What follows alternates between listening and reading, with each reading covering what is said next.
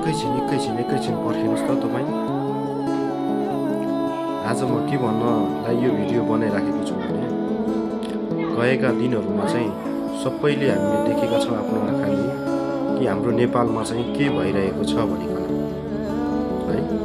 हामीले सबैले जानेको कुरा हो भने हामीले सबैले यो कुरा चाहिँ बुझेका छौँ कि हामीले आफ्नो आँखाले देखेका छौँ। अहिले हामी यो पार्टी मेरो, त्यो पार्टी मेरो, यो पार्टी अर्काको ह्यान त्यान भनेर भन्दा पनि तपाईँ र मैले चाहिँ अहिले राम्रोलाई मात्र भोट दिनुपर्छ। हाम्रो एक भोटले भोलिको दिनमा हामी धेरै पछुताउनु चाहिँ नपरोस् नि। तपाईँहरू जसलाई भोट दिए पनि राम्रो व्यक्तिलाई चाहिँ तपाईँहरूले चाहिँ चुन्नु होला, राम्रो व्यक्तिमा चाहिँ भोट दिनु होला। अहिले तपाईँहरूले देखिसक्नु भएको छ चुनाव प्रचारहरू धेरै भइरहेको छ। म यही भन्न चाहन्छु, हाम्रोलाई हैन राम्रोलाई चाहिँ भोट दिनु होला।